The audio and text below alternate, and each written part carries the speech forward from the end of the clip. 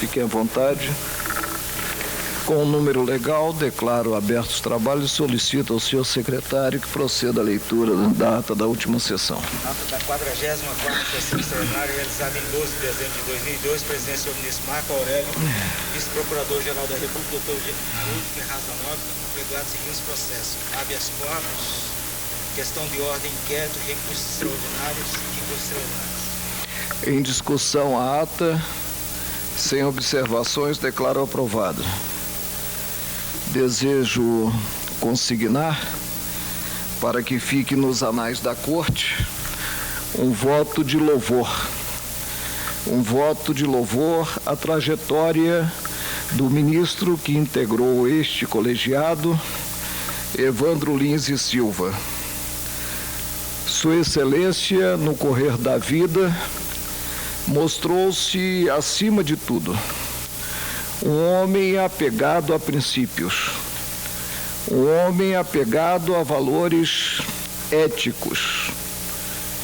E esse perfil servirá de exemplo, de norte, a tantos quantos se dediquem à vida pública, cuja marcha deve ser sempre, sempre no sentido do almejado aprimoramento.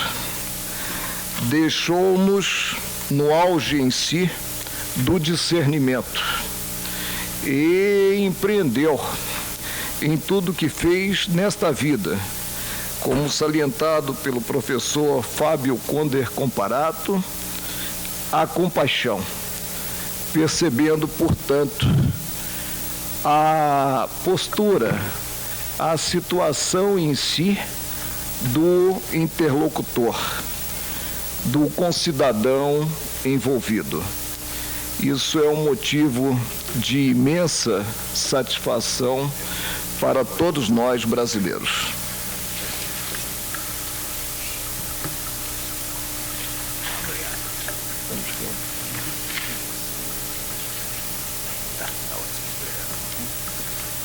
Aquele, o ministro pediu vista, mas vamos aguardar um pouco, né?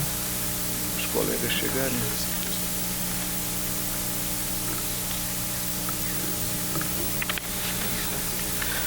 Esse aqui o que que é?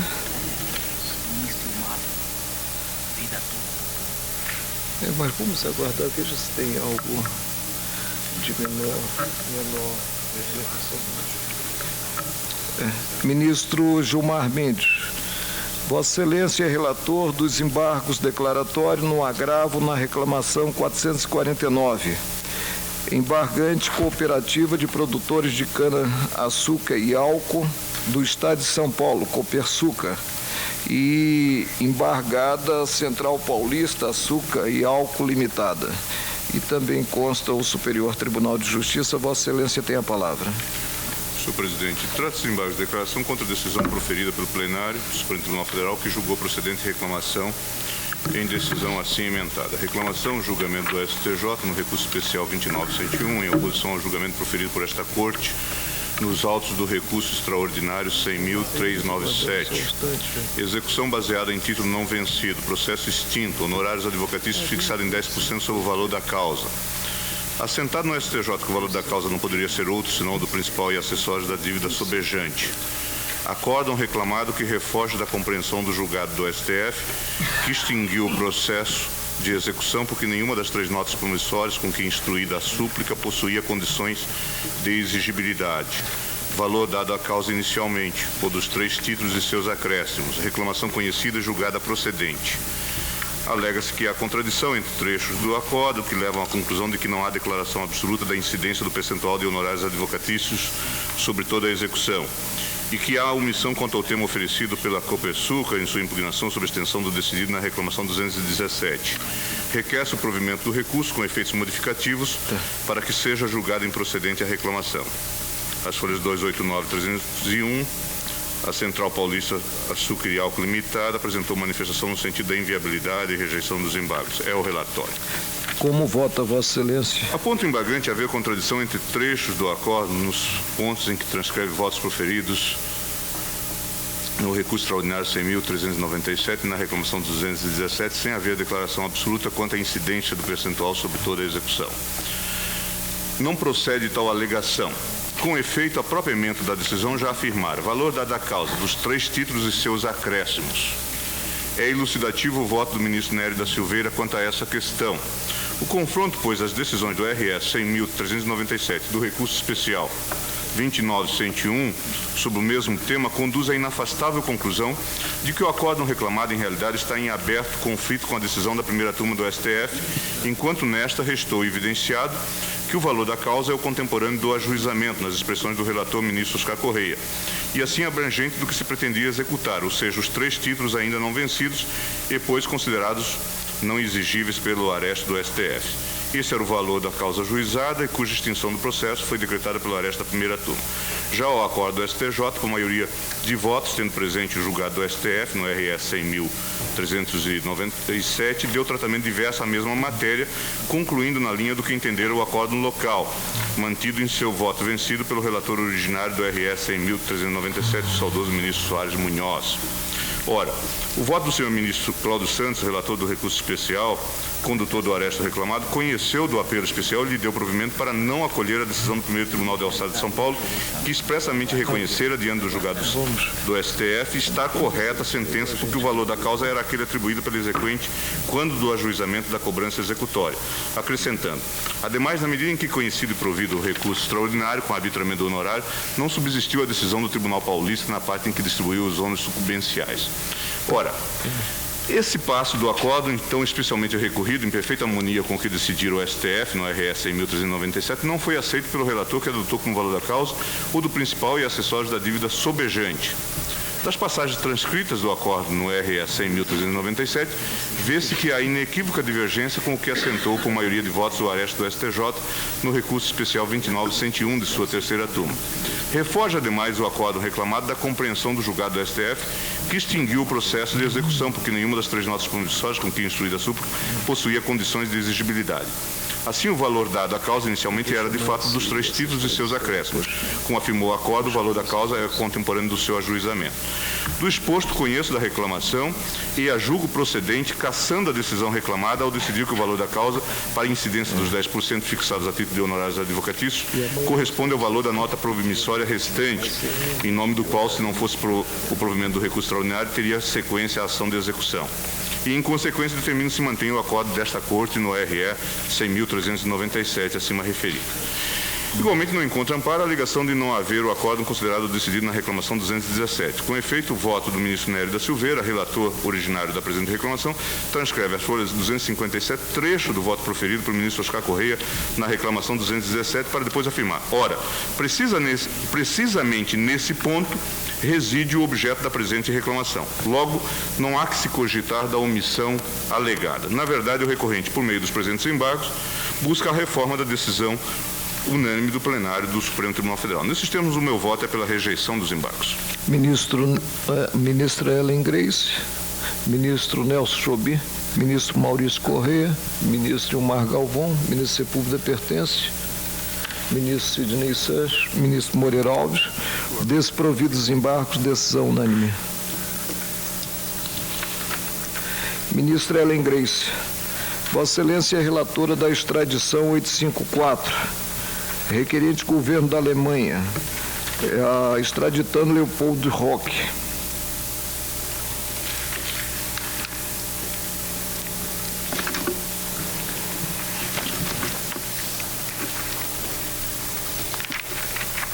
Senhor presidente, o governo da Alemanha, por meio da nota verbal 251 de 14 de maio de 2002, formaliza pedido de extradição do nacional alemão Leopold Roque, assegurando, para tanto, reciprocidade em eventuais pedidos de extradição do governo brasileiro.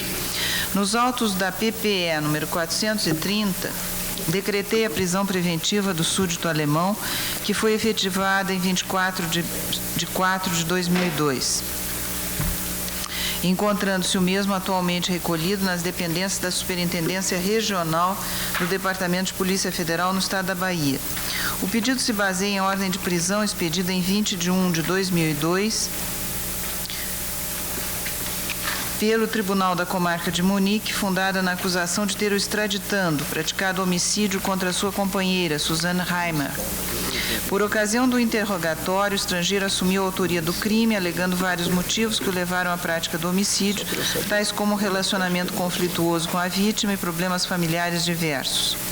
Na defesa, a Defensoria Pública da União alega que o pedido extradicional não observou os requisitos formais impostos pelo artigo 80 da Lei 6.815, no que se refere às indicações sobre a data do evento criminoso, e entende ser vaga a alegação de que, numa altura que não pode ser verificada com exatidão, entre o dia 15 de janeiro de 2002 e 18 de janeiro de 2002, o incriminado atacou Reimer aplicando-lhe golpes no crânio. Sustenta ainda que o decreto de prisão preventiva não foi devidamente fundamentado, além de não terem sido observados os pressupostos estabelecidos pelos artigos 311 e 312 do Código de Processo Penal. Requer a revogação da prisão preventiva em deferimento do pedido extradicional em decorrência dos vícios formais apontados. O Ministério Público Federal, em parecer da lavra do eminente senhor Procurador-Geral, professor Geraldo Brindeiro, opina pela concessão do pedido, tendo em vista estarem atendidos os requisitos legais para o seu deferimento. É o relatório. O defensor da União e que atuará na defesa do extraditando,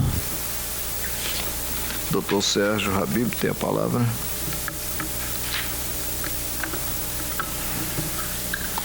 Excelentíssimo senhor presidente desta egrégia corte, excelentíssimos senhores ministros, excelentíssima senhora ministra relatora, excelentíssimo senhor Procurador-Geral da República,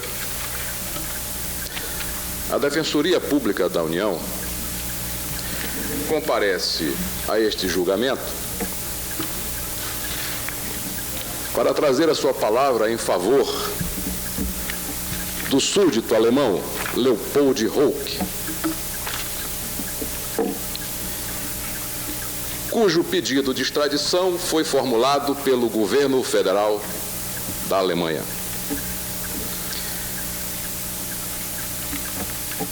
Analisando o pedido, verificamos, eminentes ministros, que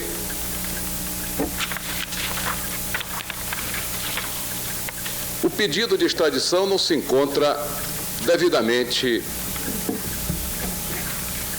regular, com base no artigo 80 da Lei 6.815, Estatuto Estrangeiro. Ora, como todos nós sabemos,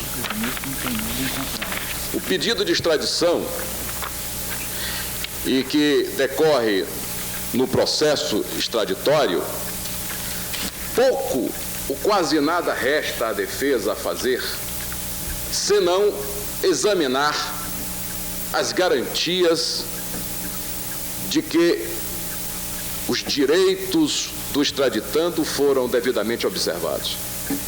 No caso particular, o que se argui, eminentes ministros, é que o pedido formulado pelo governo federal da Alemanha desatende o quanto determina o artigo 80 das leis 6.815, que reza textualmente que a extradição será requerida por via diplomática ou na falta de agente diplomático do Estado que a requerer. E diz aqui quais são os documentos necessários. Entre eles, nós encontramos a identidade do extraditando, indicações, o documento que se juntar ao pedido conterá indicações precisas sobre o local, data e natureza e circunstâncias do fato criminoso. Ora, eminentes ministros, o que é que se encontra aqui no processo? Há, no mandado de prisão, que se encontra às folhas 19 dos autos, uma afirmativa vaga, imprecisa, na medida em que não se diz, não se pode afirmar a data exata em que ocorrera o fato. Então, o mandado de prisão diz que o fato poderia ter ocorrido entre os dias 15 e 18 de janeiro de 2002. Ora, há também nos autos informação precisa de que o acusado, de que o extraditando, ingressou no Brasil no dia 17 de janeiro. Consequentemente, fica essa dúvida sobre se efetivamente o extraditando se encontrava na Alemanha, em Munique, na data do fato, ou se efetivamente isso não ocorreu. Ora, se um dos fundamentos, se um dos pressupostos, se um dos requisitos para que se conceda a extradição é que o documento relativo à prisão, ou desse documento se faça constar a data precisa, com indicações precisas do local, da data, da natureza e das circunstâncias, parece-me, data máxima vênia, que a ausência desse requisito poderia invalidar por inteiro o pedido extradicional. Isso porque, senhores ministros, é uma garantia do indivíduo, é uma garantia do extraditando. E se essas garantias não forem observadas, o que haverá então? O que restará então para o extraditando? Dizer-se que foi no dia 15, ou dizer-se que foi no dia 16 a prática do fato, ou que teria sido no dia 17, me parece que não está atendendo aos requisitos exigidos no artigo 80 da Lei 6.815.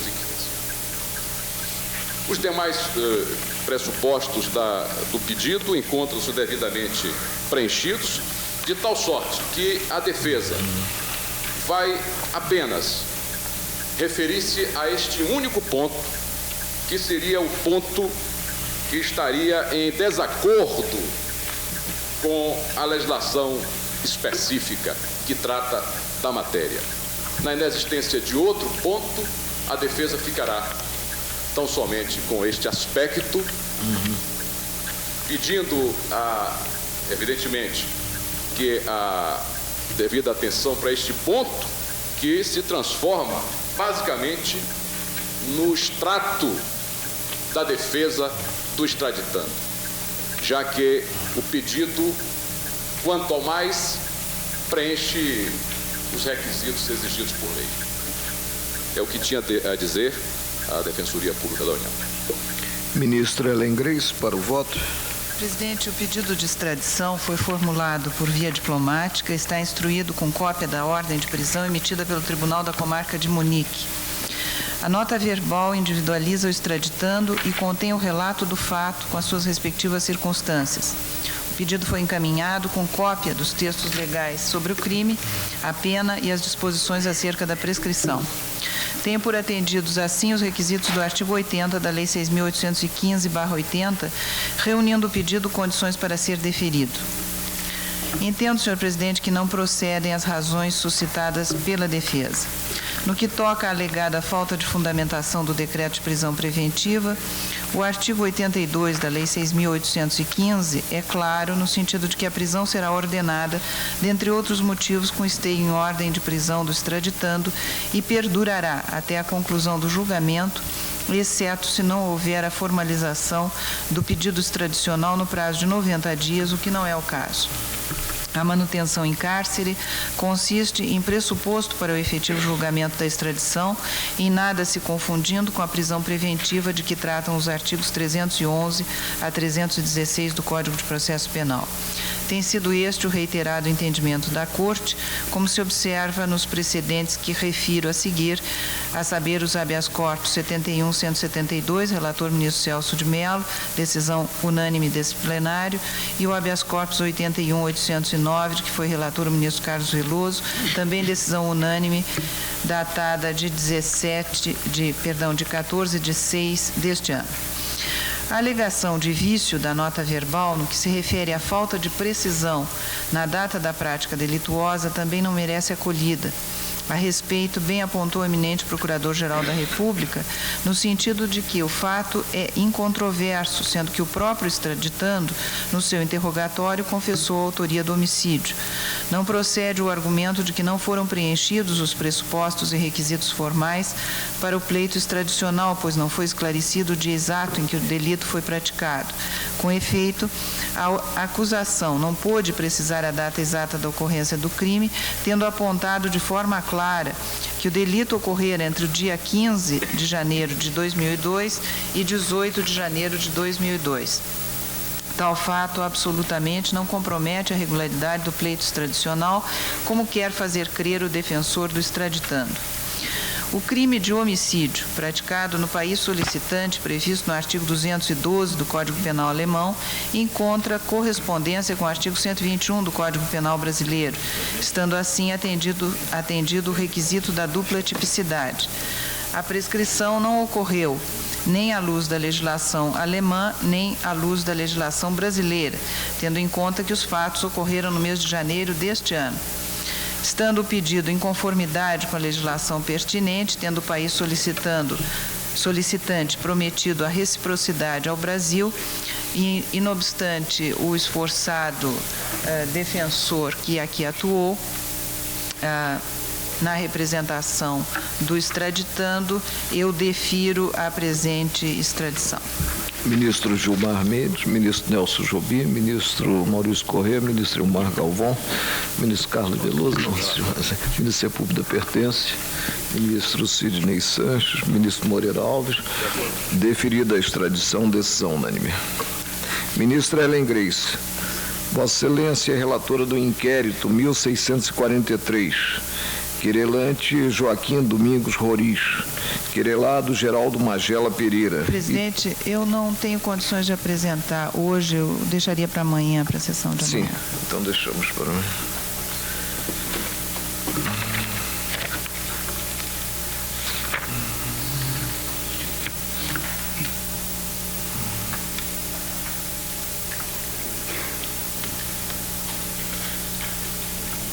Ministro Elmar Galvão, Vossa Excelência é relator do recurso extraordinário 325.822, recorrentes Mitra Diocesana de Jales e outras, e recorrido prefeito municipal de Jales.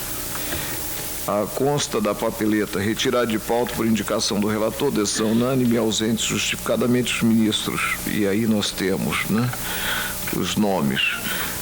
Posteriormente, a turma decidiu remeter o recurso extraordinário a julgamento do Tribunal Pleno, decisão unânime. Presidente, trata-se de recurso extraordinário interposto na forma da letra A contra acordo do Tribunal de Justiça do Estado de São Paulo, que entendeu não ser extensivo a todos os bens da Mitra Diocesana de Jales, diocese e paróquias, a imunidade prevista no artigo 150, inciso 6º, letra B e parágrafo 4º da Constituição Federal, limitado o benefício na esfera municipal aos templos em que são feitas as celebrações religiosas e as dependências que servem diretamente aos seus fins. Alegam as recorrentes ofensa ao mencionado dispositivo constitucional, visto que, exercendo subsidiariamente funções do Estado, todos os bens relacionados a folhas são utilizados em suas finalidades institucionais, tais como centros pastorais ou de formação humano-religiosa, locais de reunião e administração, residências de padres e religiosos encarregados dos trabalhos da igreja, sendo que alguns poucos imóveis estão alugados para arrecadar fundos para ajudar a garantir a sustentação de sua missão, razões pelas quais a imunidade relativa ao IPTU deve abranger todos os seus imóveis e não apenas os prédios destinados à celebração dos cultos religiosos. A Subprocuradoria-Geral da República, em parecer do Dr. João Batista de Almeida, opinou pelo provimento do recurso, louvando-se no precedente objeto do recurso extraordinário 237.718, de que foi relator o ministro Sepúlveda Pertence ao relatório. Pelas recorrentes, Dr. Luiz Carlos Martins Alves Júnior, com a palavra.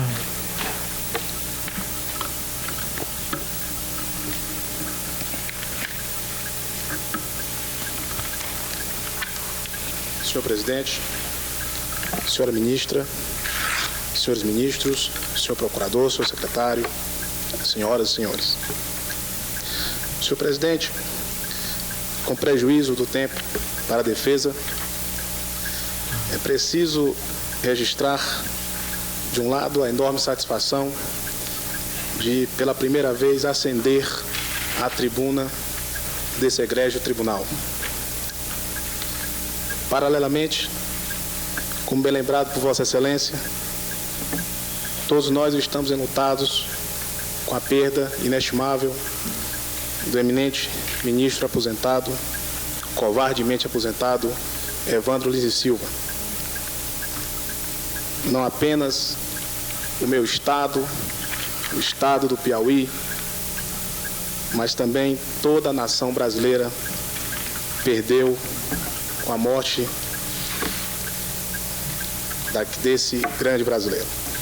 Mas, senhor presidente, como bem relatado pelo eminente ministro Guilmar Galvão, a controvérsia, agora em julgamento, gira em redor de se saber se os bens imóveis pertencentes à Mitra Diocesana de Jales e suas paróquias são esses bens imunes à tributação do IPTU. Portanto, necessário se faz entender qual o sentido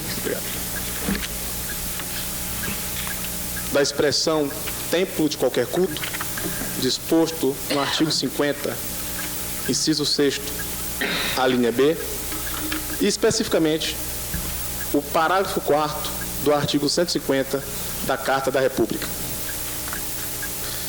Algumas indagações, senhor presidente, senhores ministros, precisam ser feitas para que encontremos as adequadas respostas. A primeira indagação é se os bens imóveis das paróquias e da diocese afetados, isso é importante frisar, os bens afetados às suas finalidades religiosas, e aí a finalidade religiosa, ela se divide em atividades espirituais e temporais, se esses bens devem sofrer a incidência do IPTU.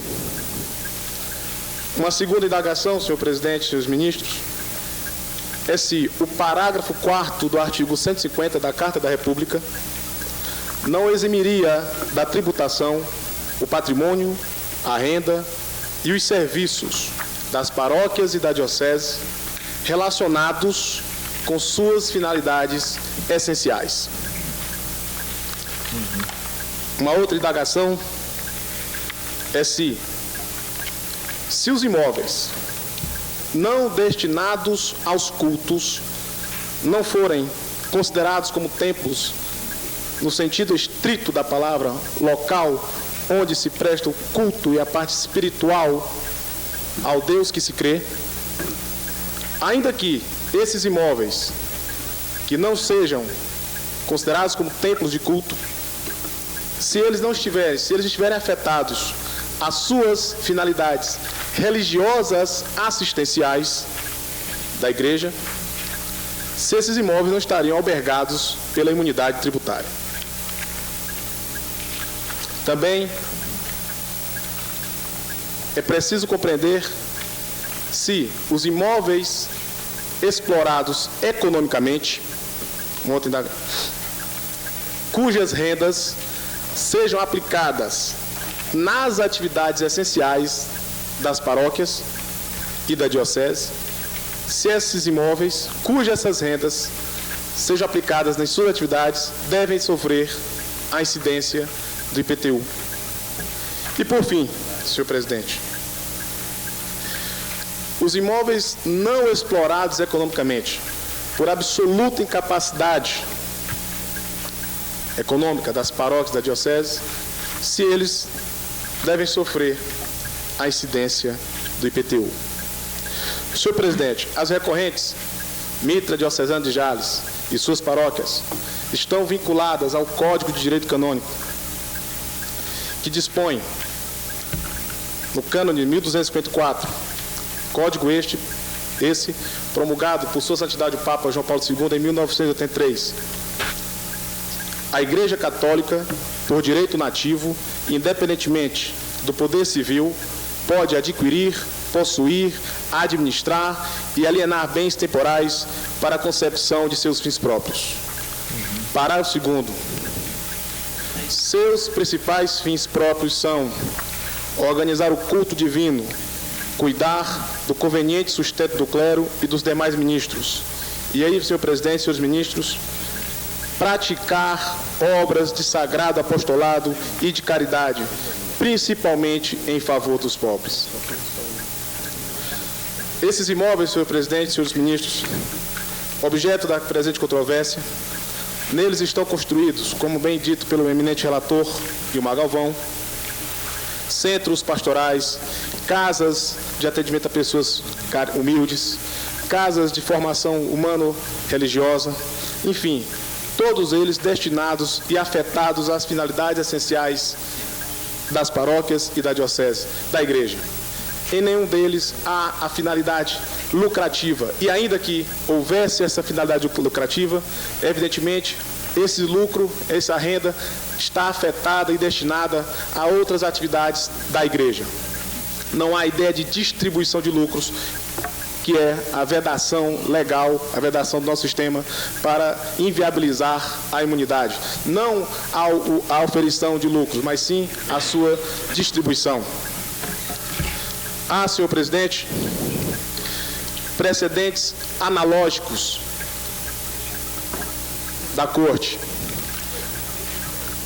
que, em se tratando da interpretação da alínea C, respectivamente dizendo acerca das entidades de assistência social, tem dado a interpretação extensiva, e teleológica ao sentido perquirido pelo legislador constituinte originário. Dispõe, e um dos precedentes mais festejados é o relatado pelo eminente ministro Sepúlveda Pertence, o recurso extraordinário 237.718, no qual o tribunal decidiu ser imune sempre que a renda dessas entidades religiosas seja aplicada nas suas finalidades institucionais. Sempre. É bem verdade que a controvérsia gira em redor da linha B, não da linha C, e todos os precedentes da Corte dizem respeito basicamente à linha C. Mas o caso presente viabiliza uma interpretação analógica, no sentido de que esses bens, que conquanto se eventualmente não sejam considerados como templos de culto, são bens destinados e afetados às atividades essenciais da igreja, às atividades religiosas, que, repita-se, não fica adstrita a questões de natureza espiritual, mas também a questões de natureza assistencial, natureza temporal. Faz parte da missão evangelizadora da igreja. Além desse precedente festejado e citado, há os precedentes dos recursos extraordinários 116, 118, 218, 503, 257, 700 e 221, 395, relatado inclusive por Vossa Excelência, senhor presidente. Em todos esses recursos, em todos esses julgamentos, a Corte deu, reitere-se, uma interpretação extensiva, afivelada à ideia de finalidade essencial. O que defendem as recorrentes é que todos os seus imóveis, são afetados, estão afetados às suas finalidades religiosas, às suas finalidades essenciais. Assim, senhor presidente, com essas considerações, as recorrentes pugnam pelo provimento de seu recurso extraordinário, para que seja julgada improcedente a exigência fiscal do IPTU dos imóveis que integram o seu patrimônio como medida de adequada justiça. Muito obrigado. Usará da palavra o Procurador-Geral da República, professor Geraldo Brindeira. Senhor presidente, senhores ministros, em primeiro lugar gostaria também de prestar justa homenagem ao eminente jurista Evangelise Silva, que foi Procurador-Geral da República, um dos maiores homens públicos desse país, reverenciando a sua memória com o seu recente falecimento. Quanto ao recurso extraordinário, corroborando o parecer emitido pelo eminente Subprocurador-Geral da República, Dr. João Batista de Almeida, queria acrescentar e enfatizar o fato de que, mesmo se for afastada a imunidade assegurada aos tempos de qualquer culto, de acordo com a Constituição, aqueles imóveis utilizados para finalidades de assistência social e educação também estão assegurados pela própria Constituição no âmbito da imunidade tributária. Por isso, o parecer corretamente emitido pela eminente Subprocurador-Geral da República, no sentido do conhecimento e provimento, merece ser ratificado por este tribunal e, consequentemente, sendo conhecido e provido o recurso da Mitra Diocesana de Jales para afastar a incidência do IPTU cobrado pela Prefeitura Municipal daquela cidade.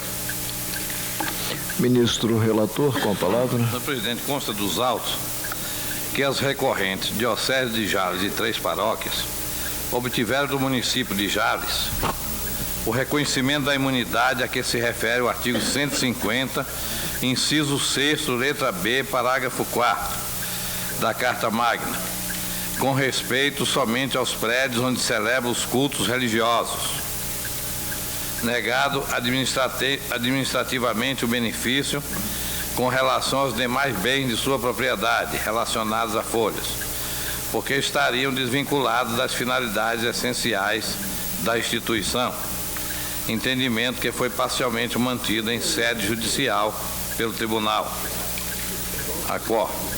Daí o presente recurso extraordinário, em que as recorrentes, citando precedentes desta Corte, insistem na tese de que todos os seus bens, 61 imóveis, na conta do recorrido, estão cobertos pelo favor constitucional, porque cada um, a seu modo, destina-se à consecução dos objetivos institucionais da Diocese, ligados à prática da doutrina cristã e ao desempenho de funções do Estado na área social. Observo, inicialmente, que o apelo extremo restringe-se ao IPTU, enquanto a decisão recorrida, seguindo a linha até então traçada pelas próprias autoras, cuidou genericamente da imunidade na esfera municipal, sem ater-se a qualquer imposto. Afaz, contudo, o óbice da súmula 284 para ajustar a controvérsia ao âmbito do IPTU, sem prejuízo de sua compreensão. É importante registrar também que o acordo impugnado, ao excluir do benefício constitucional, com apoio na lição de Eli Meirelles, os imóveis, entre aspas, que não possuem nenhuma relação com a finalidade primeira da Igreja Católica Apostólica Romana, fecho aspas, apontou expressamente nessa categoria, entre aspas, os lotes vagos e prédios comerciais dados em locação, cuja existência é confirmada nas razões do recurso a folhas, situando-se, portanto, nesses limites o objeto do recurso extraordinário. Estabelecidas tais premissas, transcrevo o dispositivo questionado, artigo 150, sem prejuízo de outras garantias asseguradas ao contribuinte, é vedada à União, aos Estados, ao Distrito Federal e aos municípios. Sexto, instituir impostos sobre b. templos de qualquer culto. Parágrafo 4º. As vedações expressas no inciso 6º, alíneas B e C, portanto, compreende o caso de templos, compreende somente o patrimônio, a renda e os serviços relacionados com as finalidades essenciais das entidades nelas mencionadas. Relembro que o Supremo Tribunal Federal, em tema de imunidade tributária, tem se permitido nas últimas decisões uma interpretação mais ampla da matéria, tendência que foi captada pelo ministro Sepúlveda Pertence, quando, ao julgar o recurso extraordinário 237.718, referido pelo Ministério Público Federal, assim se expressou. Não obstante, estou em que o entendimento do acordo, conforme ao do precedente anterior à Constituição, é o que se afina melhor a linha da jurisprudência do Tribunal nos últimos tempos, decisivamente inclinada à interpretação teleológica das normas de imunidade tributária, de modo a maximizar-lhes o potencial de efetividade, como garantia ou estímulo à concretização dos valores constitucionais que inspiram limitações ao poder de tributar. Fecho aspas. Com efeito, esta Corte, por ambas as turmas, tem reconhecido o benefício da imunidade com relação ao IPTU, ainda que sobre imóveis locados, recurso extraordinário 257.700, ou utilizados como escritório, residência de membros da entidade, recurso extraordinário 221.395, e com relação ao ISS, ainda que sobre o preço cobrado em estacionamento de veículos, recurso extraordinário 144.900, ou sobre a renda obtida pelo SESC na prestação de serviços de diversão pública, agravo 155.822. Só que, em todos esses casos, e em outros semelhantes, o apelo extremo foi processado sob a linha C do dispositivo constitucional acima citado, que veda a instituição de impostos sobre patrimônio, renda ou serviço dos partidos políticos, inclusive suas fundações, das entidades sindicais dos trabalhadores, das instituições de educação e de assistência social, sem fins lucrativos, atendidos os requisitos da lei. No presente caso, a linha invocada, desde a propositura da ação, é a B, templos de qualquer culto, repousando unicamente sobre ela, que foi devidamente pré-questionada a discussão do tema. Sendo assim, não socorre às recorrentes a interpretação ampliativa que este tribunal vem imprimindo à matéria, sob o pálio da linha C, mesmo porque seria extremamente difícil identificar no conceito de templo, de sentido unívoco, lotes vagos e prédios comerciais dados em locação. Confira-se o magistério de Eli Meireles, em que se espelhou a decisão recorrida, entre aspas. As imunidades tributárias devem ser interpretadas e aplicadas nos estritos termos da Constituição, mesmo porque constituem exceção ao princípio da igualdade fiscal.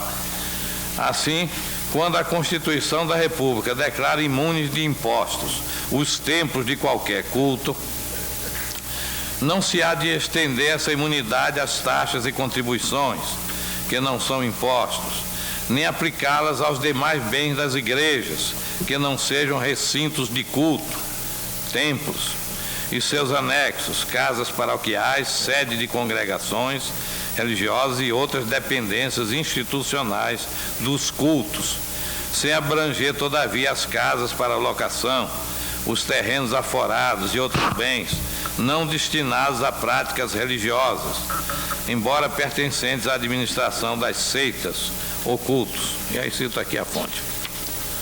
No mesmo sentido, discorre Sacha Calmon Navarro Coelho, também citado no voto condutor proferido no recurso extraordinário 237.718, entre aspas, no que diz respeito ao IPTU, não podem os municípios tributar os prédios ou terrenos onde se exerce o culto. Podem, a nosso ver, tributar com o predial ou territorial os terrenos paroquiais, da mitra, das ordens religiosas, das seitas e religiões, que se voltem a fins econômicos, prédios alugados, terrenos arrendados para estacionamento, conventos e seminários, lotes vagos, etc.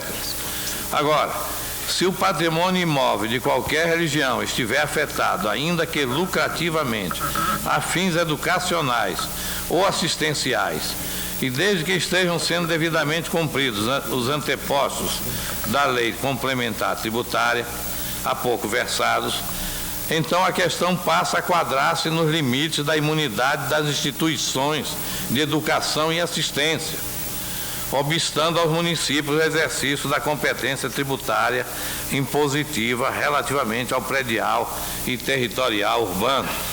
Mas aí já não se trata de imunidade dos templos de qualquer culto. Curso de Direito Tributário, terceira edição, etc. Hugo de Brito Machado não destoa desse entendimento. Nenhum imposto incide sobre os templos de qualquer culto. Templo não significa apenas a edificação, mas tudo quanto seja ligado ao exercício da atividade religiosa. Não pode haver imposto sobre missas, batizados ou qualquer outro ato religioso, nem sobre qualquer bem que esteja a serviço do culto, mas pode incidir imposto sobre bens pertencentes à igreja, desde que não sejam instrumentos desta. Prédios alugados, por exemplo, assim como os respectivos rendimentos, podem ser tributados. Não a casa paroquial ou o convento, ou qualquer outro edifício utilizado para atividade religiosa ou para a residência dos religiosos, curso de tributário, etc. Por último, a lição maior de Baleeiro. O templo não deve ser apenas a igreja, sinagoga ou edifício principal, onde se celebra a cerimônia pública, mas também a dependência, a casa contígua, o convento, os anexos por força de compreensão, inclusive a casa ou residência especial do pároco ou pastor, pertencente à comunidade religiosa, desde que não empregados em fins econômicos. Mas não se inclui na imunidade as casas de aluguel, terrenos, bens e rendas do bispado ou da paróquia, etc.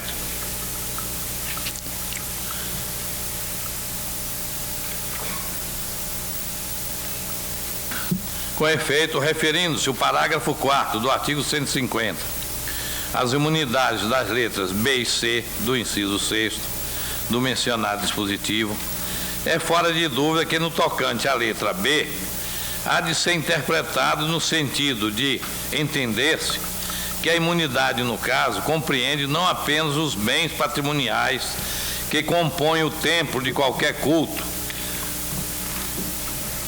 com os seus anexos, como a casa paroquial, a casa de residência do vigário ou pastor, jardins e áreas de estacionamento. Quando atrás um dos autores falou em estacionamento, terreno alugado para estacionamento, que é outra coisa. Aqui é o estacionamento da própria igreja, do próprio culto, do próprio templo.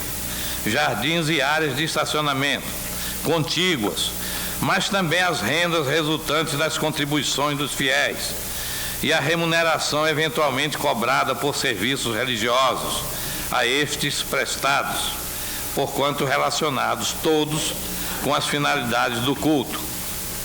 Portanto, como a discussão, no presente caso, limita-se à referida linha B e envolve apenas os lotes vagos e prédios comerciados dados em locação, a única dúvida que há aqui é se a prefeitura pode tributar lotes vagos e prédios comerciais dados em locação, que foram os bens excluídos do benefício pelo acordo recorrido, deve este ser confirmado porque em harmonia com o sentido do texto constitucional. Ante o exposto, meu voto não conhece do recurso. Eu só tenho uma dúvida aqui. Que é a seguinte: aqui na Constituição passada não havia esse parágrafo 4º com relação aos templos. E a dúvida que me assalta é a seguinte: desde o momento em que ele equipara a situação da letra B com a da letra C, e desde o instante que, com relação às instituições da letra C, nós temos admitido que aquilo que é explorado para que as rendas revertam revertendo o produto, em favor, né? Eu me pergunto como é que se pode separar a B da C se a Constituição agora... Perde a finalidade, a alusão no parágrafo 4º. Também tendo em vista a vedação genérica do artigo 19 de subvencionar cultos. Não, mas aí não há subvenção de culto. Aí o que há é... Sim, nós não podemos... tanto... Há esse valor a ser porque senão nós para teríamos... uma interpretação mais restritiva. Mas senão nós teríamos... Porque o eminente relator já chega hoje aos anexos do templo, ao estacionamento gratuito do templo. Mas Agora, o 19 também só ficaria, então, no templo exclusivamente. Não poderia nem estender-se a casa paroquial. Nessa estrutura, digamos, aí, enfim, organizacional da igreja, significa mitra diocesana? O que é isso? Mitra é a entidade da igreja. É a pessoa jurídica. Está no mercado? Na realidade, a mitra, salvo engano, é proprietária. Porque já foi o tempo em que tínhamos doações vultosas, né, para a igreja. Né? Aí sim. A mitra é a expressão formal de uma igreja particular que atua na área, assim, de uma diocese específica ou de uma área metropolitana. Ou seja, a base territorial de uma igreja. Não. É de um bispado. É de um bispado. É de um bispado. O Código de Direito Canônico constitui uma igreja particular. Nós temos o Código de Direito Canônico. E a diocese compreende várias paróquias. Agora, a mitra diocesana, sim, a mitra digamos, é a expressão formal que abrange a estrutura administrativa que existe naquela igreja particular, ou seja, igreja particular no sentido de templo, mas no sentido de organização canônica, de instituição de direito eclesiástico. Não necessariamente possa. Então, essas não são entidade de assistência social. Personalidade civil. Não, mas, gente, esse problema de entidade de assistência social, ele se enquadra em outra coisa, não tem nada a ver com a igreja. Não tem nada a ver. O problema é saber. Acordam que é a base do parecer foi o que eu fui relator, 237. Aquele é 718, assistência social. Era a província dos Capuchinhos, mas que tinha instituição de caridade, no qual aplicava integralmente a renda dos estacionamentos que tinha para o que eu me pergunto é que, estando atualmente na Constituição, um parágrafo que não constava na Constituição anterior, que faz, obviamente, a equiparação da letra B com a letra C. Claro, é outra coisa. Isso não há dúvida. Ora, se ele faz, e obviamente templo não é entidade, isso significa que são as entidades relativas ao templo, são as entidades religiosas, ligadas ao templo. Ligadas aos templos. Se não, ministro, templo não pode. Em um memorial é citado o Código de Direito Canônico, né? E aí nós temos, né, no 1254, parágrafo 1º, a Igreja Católica, por direito nativo, independentemente do poder civil, pode adquirir, possuir, administrar e alienar bens temporais para consecução de seus fins próprios. Seus principais fins próprios são organizar o culto divino, cuidar do conveniente sustento do clero e dos demais ministros, praticar obras de sagrado apostolado e de caridade, principalmente em favor dos pobres, né? Aí vem o 1257. Todos os bens temporais pertencentes à Igreja Universal, à Sé Apostólica ou a outras pessoas jurídicas públicas na Igreja, né, são bens eclesiásticos e se regem pelos cânones seguintes e pelos estatutos próprios. Quer dizer, há um elo, né? Esse é que é o problema, porque o problema é do parágrafo 4º. Se não houvesse o parágrafo 4º, não haveria problema. Agora o parágrafo 4º equipara as entidades aos templos. Com a letra B. Porque se fosse pela letra C, mas não é letra B, já seria não é letra B. A letra B é equiparada. Que o B não se interpreta de forma dissociada. Claro, porque do parágrafo 4º. O dispositivo coloca as duas no mesmo plano. No mesmo plano. O parágrafo 4º é um vetor interpretativo para B e C.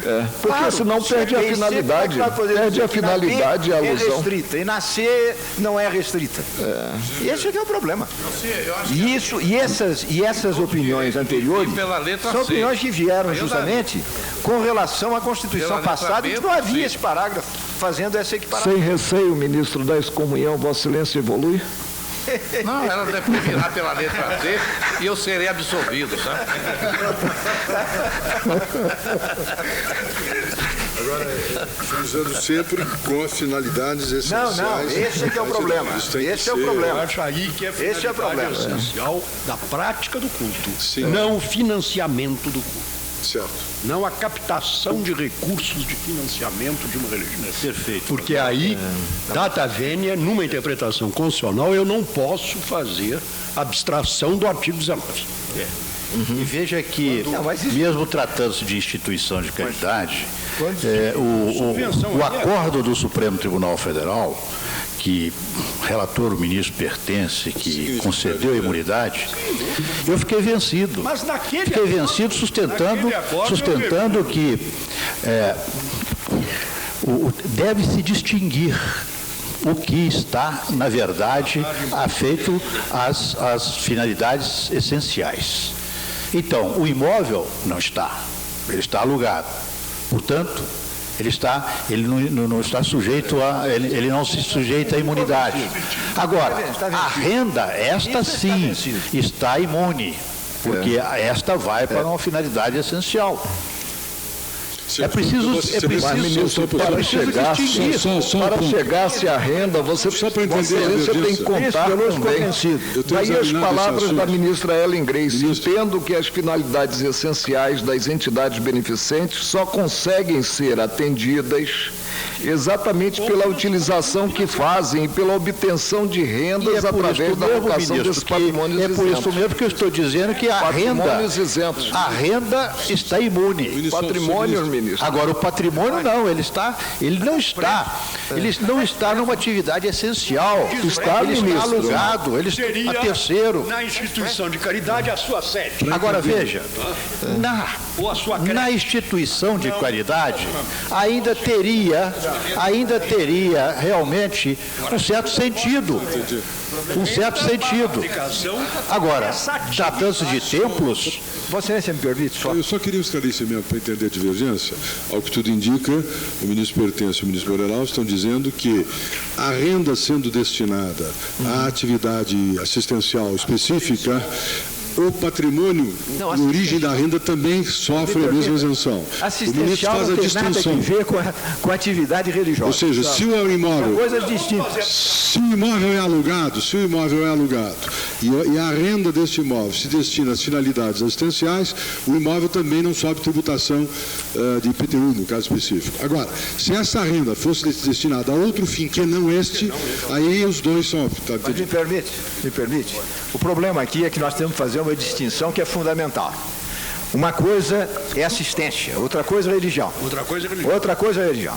O que sucede é que, com relação à assistência, às entidades assistenciais, se aplica isso. Agora, com relação às entidades religiosas, se nós formos encaixar aí a assistência, elas deixam de ser consideradas entidades religiosas. O que significa, a meu ver, que toda a finalidade essencial é a finalidade essencial da religião. Mas isso está certo. Isso eu não tenho dúvida nenhuma. Mas não é a Constituição substantivou essa imunidade no templo.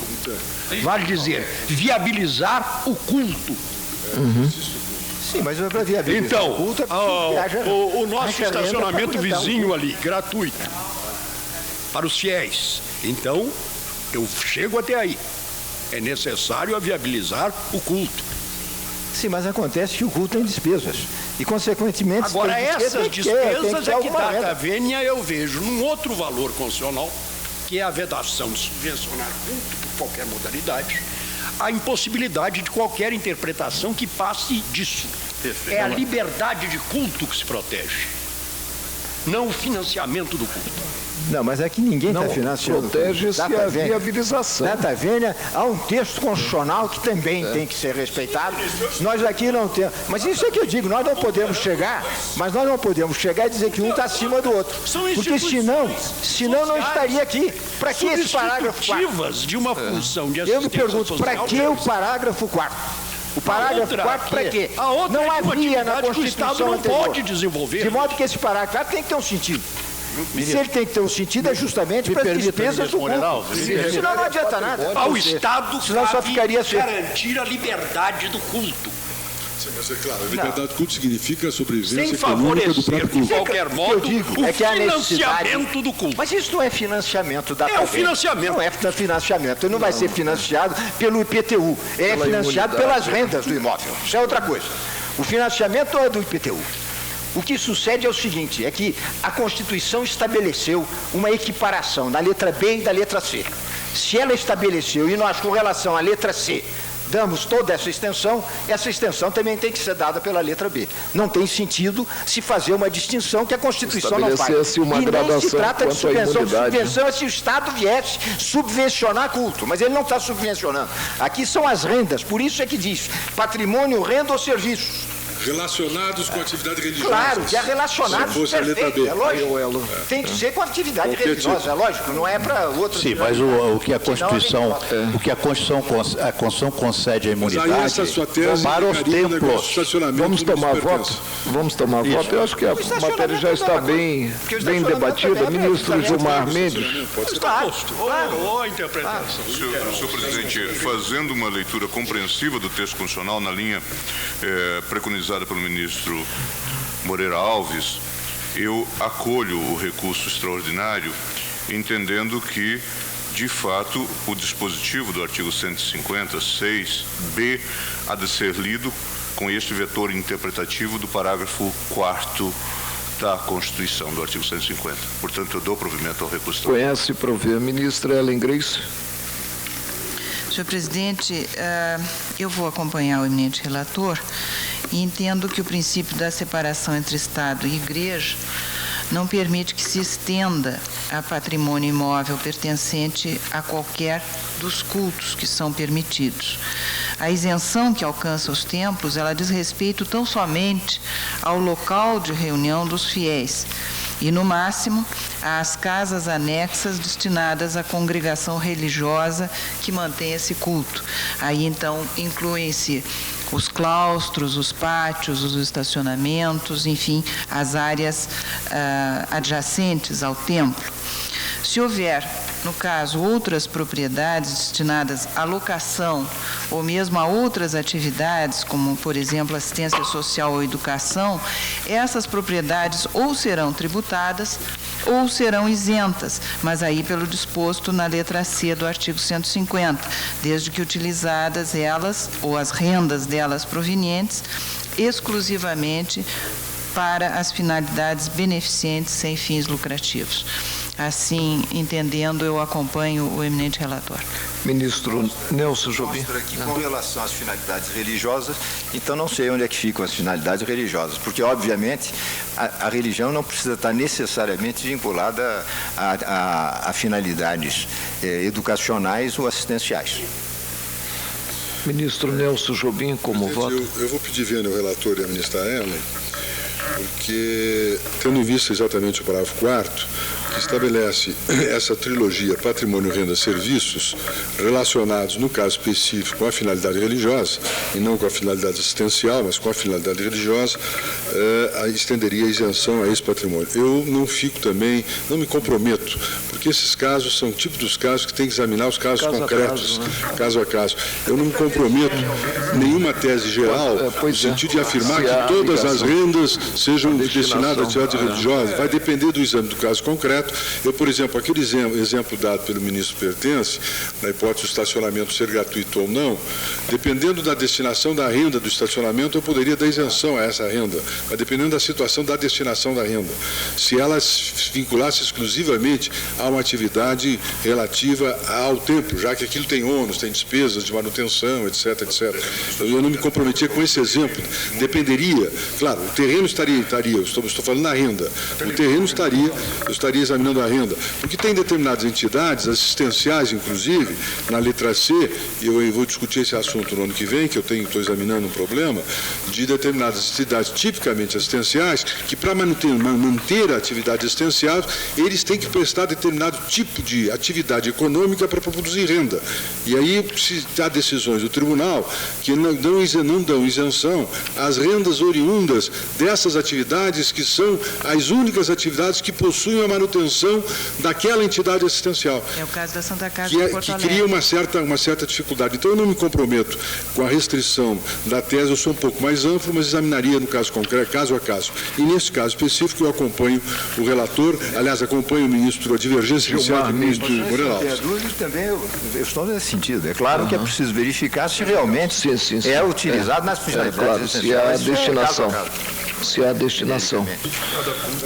Ministro Maurício Corrêa, Vossa Excelência que nos deu uma aula na última sentada sobre a história da Bíblia. Eu vou deixar o Abrão de fora hoje, sabe? E vou aqui apenas fazer uma consideração, que eu entendo a Mitra reúne uma série de paróquias, não é isso? Não é uma paróquia só. Poderá parecer que seria um favor exagerado se fosse essa imunidade dada exclusivamente para a Mitra como tal. Não, ela congrega uma série de igrejas. Partindo desse pressuposto, não vejo como deixar, como já claramente exposto pelo ministro Moreira Alves, que a letra B do inciso 6º do artigo 150 tem que ser compreendido à luz do parágrafo 4º dessa mesma disposição, que é taxativo. As vedações expressas no inciso 6º, a linha B e C, as linhas B e C, compreendem somente o patrimônio, a renda e os serviços relacionados com as finalidades essenciais das entidades nelas mencionadas. Ora, evidentemente que restringindo esse favor à manutenção dos templos mantidos pela Mitra, é claro que compreende os rendimentos a que se refere o dispositivo. É nesses limites que eu também peço vendo o eminente relator e acompanho a divergência do ministro Gilmar Mendes. Foi o primeiro a levantar, citar a questão, embora tenha sido ela suscitada claramente pelo ministro Moreira Alves. Ministro Carlos Veloso. Senhor presidente, a imunidade do inciso 6º, a linha B do artigo 150 da Constituição Federal, é para os templos. É para os templos. A imunidade da letra C, do mesmo inciso, do mesmo artigo, é para patrimônio, renda ou serviços das instituições de educação e de assistência social. Assim, senhor presidente, a norma inscrita no parágrafo 4º do artigo 150 deve ser entendida nos seus exatos limites. As vedações expressas no inciso 6º, alíneas B e C, quer dizer, as imunidades postas, inscritas nessas alíneas, compreendem somente o patrimônio, a renda e os serviços relacionados com as finalidades essenciais das entidades nelas mencionadas. Quais são as atividades essenciais de um templo? Quais são as finalidades essenciais de um templo? Volto a repetir. A imunidade, bem disse o ministro pertence, está substantivada no templo. Então, perfeito, o templo, dizia o ministro Baleiro, a casa, claro. No inciso apenas entidades de assistência social, religiosas. Exatamente. Exatamente. O parágrafo 4 fala das entidades. E o templo não é entidade. Entidade é ligada ao templo. Bem ensinava o ministro Baleiro. Quando não havia o parágrafo 4. A casa paroquial está abrangida. O estacionamento que recebe os fiéis está abrangido. Agora, 60 imóveis espalhados no município estariam abrangidos? Eu penso que a leitura que se está fazendo do parágrafo 4º do artigo 150 da Constituição é uma leitura que não presta obséquio a uma interpretação sistemática do texto constitucional. Acompanho o eminente ministro relator com a vênia daqueles que divergem. Ministro Celso de Mello para o desempate. Parcial. Senhor presidente, todos sabemos que as imunidades tributárias, especialmente aquelas de natureza política, destinam-se a conferir efetividade a certos direitos, a certas garantias fundamentais que a ordem constitucional reconhece em favor das pessoas e das instituições. Acham-se, portanto, vocacionadas na especificidade dos fins a que se dirigem a proteger, dentre outros, o exercício da liberdade de culto. Tenho para mim, senhor presidente, que a questão da imunidade tributária, sob essa perspectiva, deve ser necessariamente analisada em função de dois postulados básicos. Postulados que podem, eventualmente, manter entre si um claro estado de tensão dialética.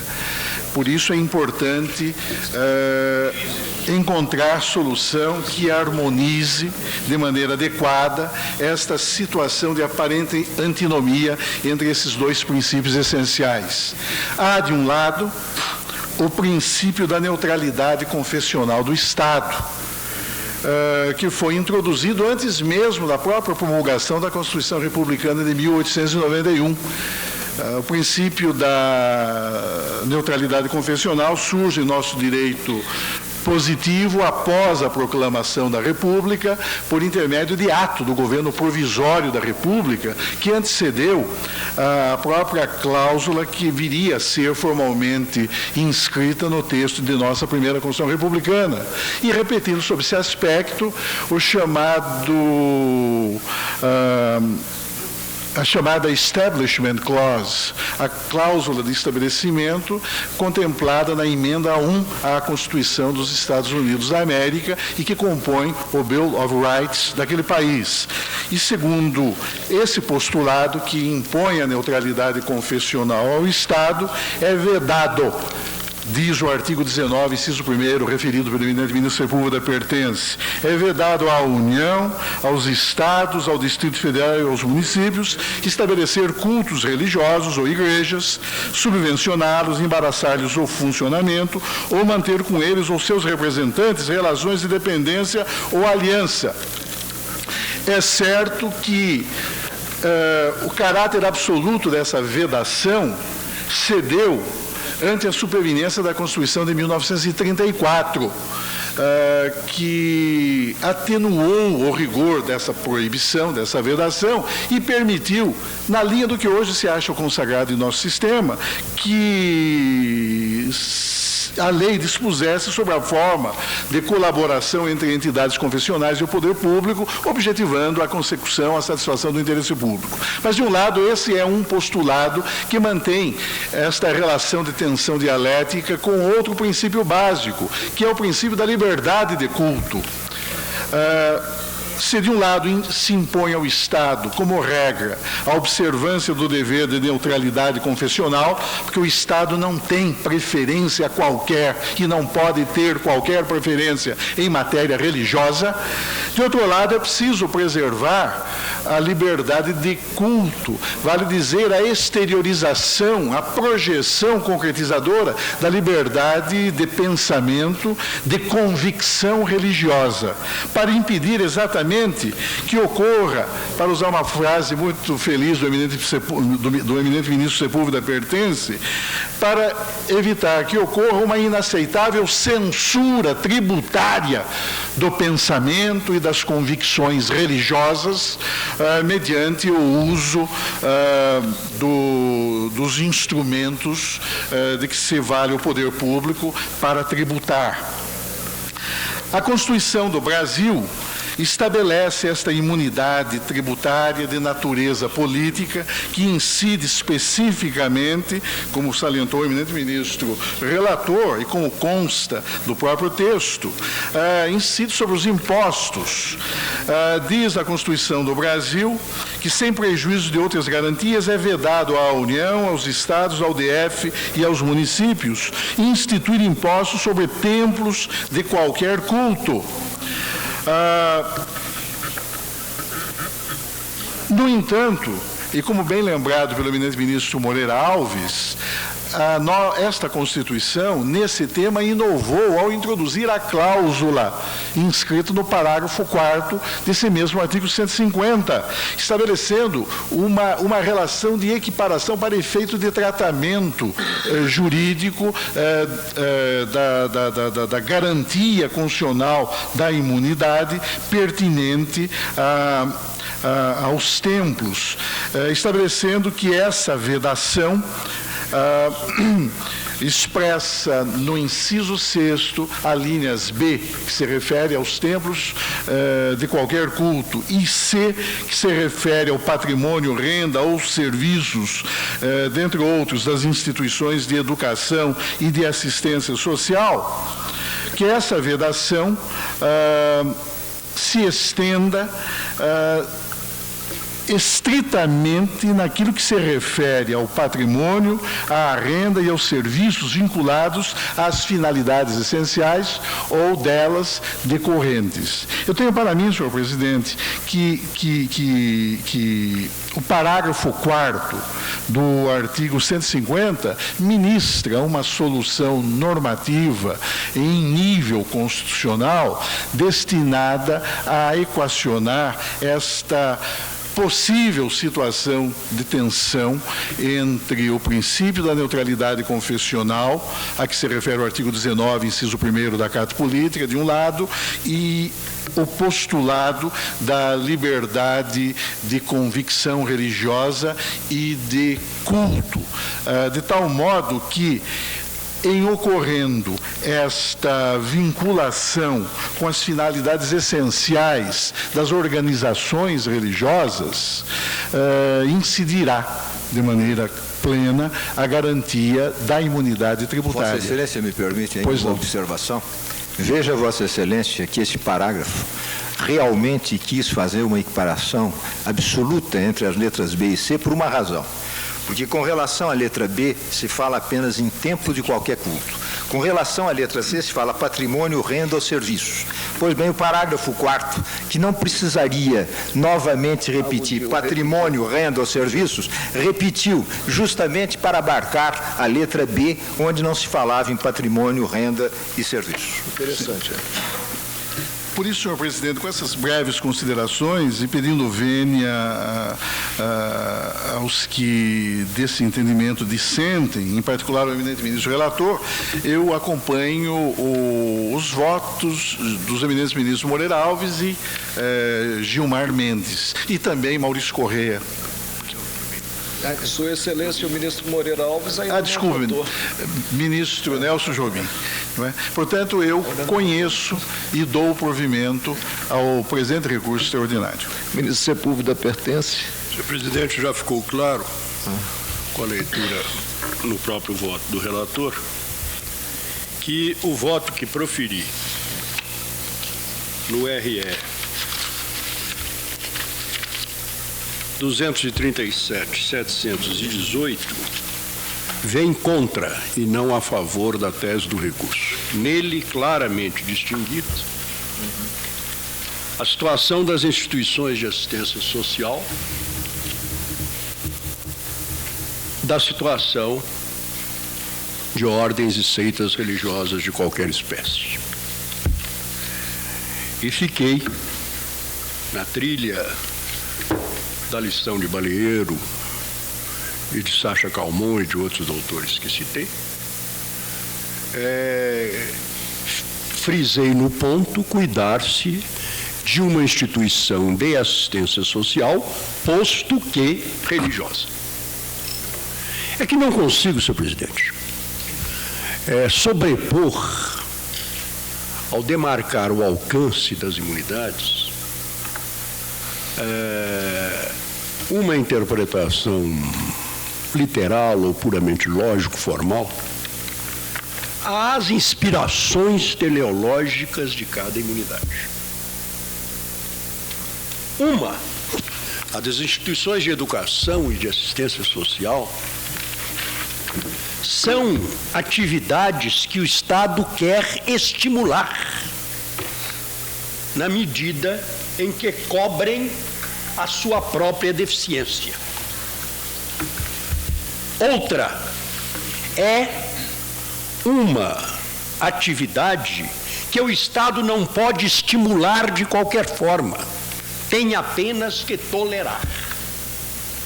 Todo favor dado, portanto, a instituições religiosas há de estar instrumentalmente ligado e, consequentemente, adstrito ao valor constitucional que se visa a proteger, a liberdade de culto. Por isso, não se reuniu num inciso só instituições de assistência social ou de educação com instituições religiosas. Aí haveria claramente uma equiparação total. Para interpretar este parágrafo 4º do artigo 150, realmente de difícil intelecção, porque de um lado refere a uma imunidade que no dispositivo principal é objetiva dos templos para falar em finalidades essenciais das instituições. Eu a interpreto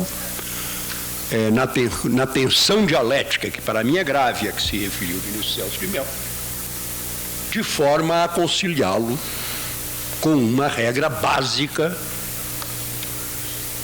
do Estatuto Republicano, que é o seu caráter laico, que é a sua neutralidade confessional. Ministro Sidney Sanches. Acompanho a dissidência, senhor presidente. Ministro Moreira Alves. Me acompanho a mim mesmo. Eu me acompanho. Eu não tinha votado. Como eu não votei, eu apenas levantei o problema. Eu acompanho, obviamente, a dissidência que começou com o voto do ministro Gilmar Mendes. Dissidência não religiosa. Não dissidência religiosa. Eu peço vênia também ao relator para acompanhar a dissidência. E acredito piamente no que se contém no Código de Direito Canônico, né, de 1983, né, do editado quando tivemos o papado João Paulo II. Os bens, no caso, eles são destinados à finalidade do próprio templo. E não vejo uma ligação maior, considerada a necessidade de distinguir esses institutos, do disposto no artigo 19, né, uma repercussão maior, do disposto no artigo 19 da Constituição Federal. Porque esse artigo, ao vedar a União, aos estados, ao Distrito Federal e aos municípios subvencionar cultos, pressupõe um ato positivo, pressupõe um aporte, uma vantagem que seja outorgada. E no tocante à imunidade não há esse aporte. Ressaltou bem o ministro Moreira Alves que a Carta de 1988, ela trouxe a novidade do parágrafo 4º do artigo 150, dispondo que as vedações expressas no inciso 6, e aí houve referência explícita à linha B, que cogita da imunidade quanto aos templos de qualquer culto, né? Compreendem somente o patrimônio, houve a repetição, patrimônio, a renda e os serviços relacionados em si de forma direta, de forma limitativa ao templo, não, com as finalidades relacionadas com as finalidades essenciais das entidades nelas mencionadas, havendo, portanto, elo, a destinação, tal como versado nos autos, não se tem como afastar o Instituto da Imunidade. Proclamo que o Tribunal, por maioria de votos, vencidos o relator e os ministros Ellen Grace, Carlos Veloso e Sepúlveda Pertence, conhece do extraordinário e o prover para assentar a imunidade. Redigirá o ministro Gilmar Mendes. Ministro Ilmar Galvão. Ministro Celso, eu chamo já o recurso no habeas corpus, né? Ministro Ilmar Galvão, Vossa Excelência, tendo em conta, creio até mesmo, a necessidade de apreciarmos um habeas corpus, eu acho que o móvel maior foi esse, né? Vossa Excelência pediu vista do recurso extraordinário 350.446, recorrente União e recorrida Nutriara Alimentos Limitada. Consta da papeleta que a turma afetou o julgamento do extraordinário ao pleno e que, na sessão do último dia 12, após o voto do ministro Nelson Jobim, não conhecendo do extraordinário, Vossa Excelência pediu vista. Esse julgamento era para ser realizado em conjunto, mas eu não cheguei a fazer o relatório do meu caso. Qual é o seu? Eu faço o pregão. 357. Apregou para julgamento conjunto, né? E depois do voto de Vossa Excelência, né? Ouviremos a confirmação, eu estou chamando agora. Não a reiteração do voto do ministro Nelson Jobim, a confirmação, né? Chamo para julgamento conjunto o recurso extraordinário 357.277, recorrente União e recorrida Cooperativa Vinícola Garibaldi Limitada. Então vai servir para os dois, vai servir para esse, sim, como relator e a voto vista. Aí também. Tem um outro também vista, de Vossa Excelência, também, né? O recurso extraordinário 358.493, recorrente União e recorrida Reis Sabor, Indústria e Comércio de Alimentos Limitada. Então vou relatar os dois que me foram distribuídos. São recursos que, pela letra A do permissivo constitucional, foram interpostos contra acordo que reconheceu a contribuinte do IPI o direito de creditar-se do valor do imposto que presumidamente seria devido pela entrada de insumos adquiridos sob o regime da alíquota zero. Sustenta a União haver a decisão sob enfoque ofendido o parágrafo 3º do artigo 153 da Constituição, visto não ser aplicável ao caso precedente do plenário representado pelo recurso extraordinário 212.485, relator ministro Nelson Jobim, em que se cuidou de insumos adquiridos com isenção e não com alíquota zero. Regularmente processado, foi o recurso admitido e o parecer do Dr. Roberto Monteiro Gurgel Santos foi no sentido do desprovimento. É o relatório, para ambos os casos. Como vota Vossa Excelência? O voto é o seguinte, senhor presidente. No precedente do plenário, recurso 212.484, relator para o acordo, eminente ministro Nelson Jobim, tratou-se de direito ao crédito de IPI correspondente ao imposto presumido sobre xarope de Coca-Cola adquirido na Zona Franca de Manaus. Logicamente, sob o regime de isenção do tributo, porque o que sai de Manaus é com isenção. Hipótese em que, na prática, para o efeito do pretendido crédito presumido, não difere da alusiva a insumos adquiridos sob o regime da alíquota zero. A matéria-prima que sai de Manaus, como o xarope de Coca-Cola, não é tributada pelo IPI, em face de isenção, que é prevista em lei.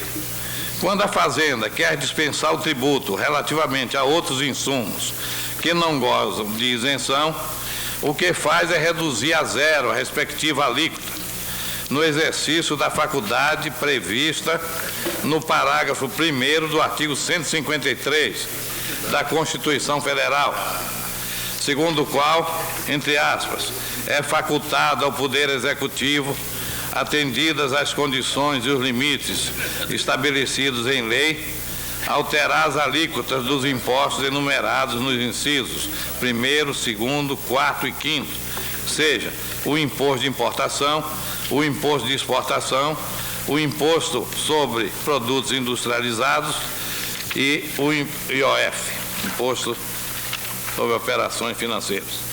No caso dos autos, não se tratando de matéria-prima adquirida em Manaus, o regime de isenção foi instituído mediante ato administrativo que reduziu a alíquota a zero, ato por meio do qual se produziu o mesmo efeito de exonerar o contribuinte produtor da obrigação,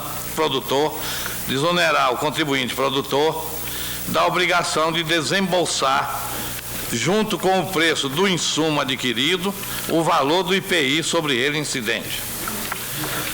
A circunstância de tratar-se de caso de alíquota zero e não de isenção, portanto, não poderia servir de óbice a aplicação pelo acordo recorrido do precedente do plenário, recurso extraordinário 212.484, ministro Nelson Jobim. Estou, portanto, plenamente de acordo com o eminente ministro Nelson Jobim com a primeira parte do voto proferido na última sessão. Começamos a divergir no ponto em que tenta ele, o voto, rejeitar a ideia de que a isenção tributária da matéria-prima, quando a saída final do produto é tributada, tem por efeito tão somente o diferimento do imposto devido, subestimando, por esse modo, o real objetivo da isenção nessa fase da cadeia econômica, que é, repita-se, o de desonerar o produtor do desembolso do valor do tributo devido pela aquisição da matéria-prima. Com efeito, em nosso sistema tributário, o produtor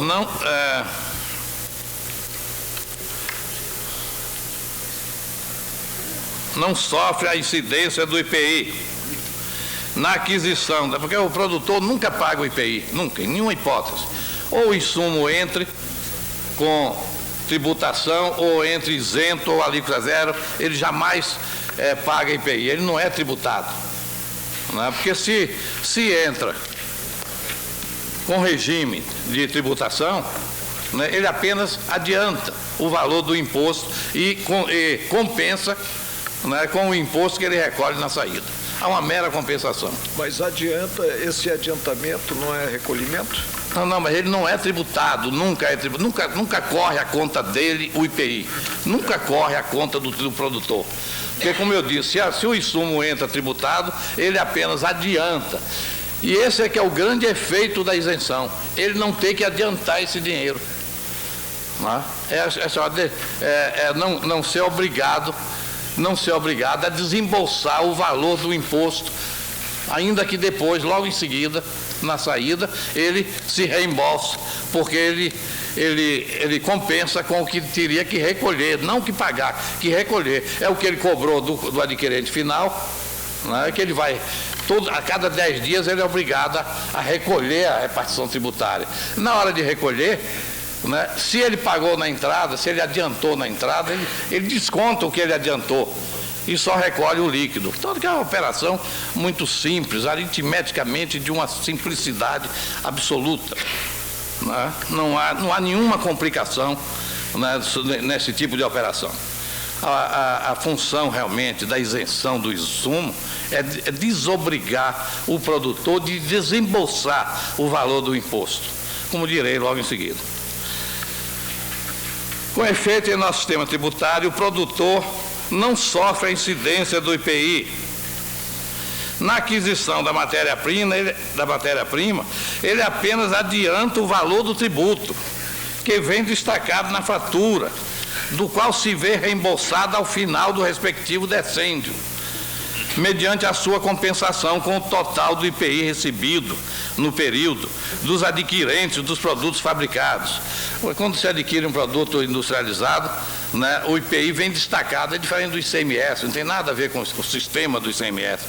Ele vem, o produto a geladeira é tanto, IPI tanto. Né? É algo que se paga a mais, acima, sobre o preço. Não. O ICMS é por dentro. O ICMS está embutido no preço. Não, é outra coisa. Está destacado porque tem que saber para contabilizar. Está destacado, mas está embutido. Embutido é uma coisa. O IPI não é embutido no preço. O preço da geladeira, 1.000. Né? O IPI, 100. Então, quem compra paga 1.100. Mas pagando 1.000 da geladeira e 100 do IPI.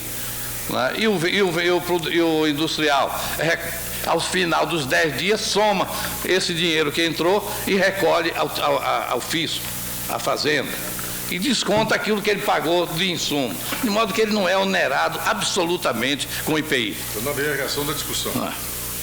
Se não está sendo cobrado, não haveria razão da discussão. Mas a discussão... A União estaria interessada em cobrar alguma coisa. coisa. Vossa Excelência sabe de onde vem a discussão. Eu não vou revelar aqui de onde vem esse tipo de discussão.